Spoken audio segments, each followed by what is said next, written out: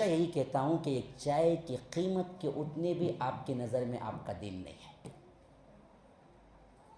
ایک چائے کی قیمت جتنا بھی آپ کو اسلام کے بارے میں نالج نہیں ہے، اور آپ اس دین کو ویسا نہیں سمجھتے۔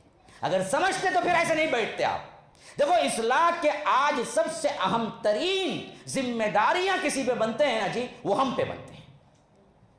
ایک تو عمومی تمام مسلمانوں پر فرض ہے دعوت، لیکن میں کہتا ہوں کہ ہم کبھی اللہ تبارک و تعالیٰ سے چھٹکارا نہیں پائیں گے، ایکسکیوز اللہ نہیں کرے گا، کیونکہ ہم کو اللہ نے صحیح اسلام بتایا، توحید بتائی، کتاب و سنت بتائی، منہج سلف بتایا۔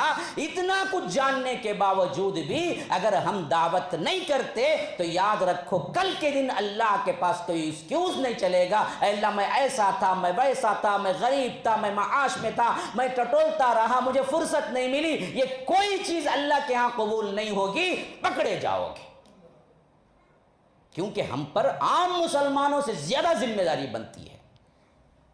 اور اس میں بھی دو طریقہ کار ہیں۔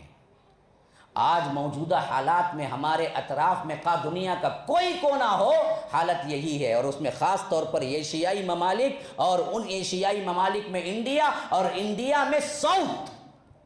یاد رکھو یہ حیدرآباد اور اسی طرح چنئی، مڈراس اور یہ ساحلی علاقے جتنے بھی ہیں نا، ساؤتھ کرناٹکا، یہ پورے نارتھ کے مقابلے میں بہت پرامن ہے۔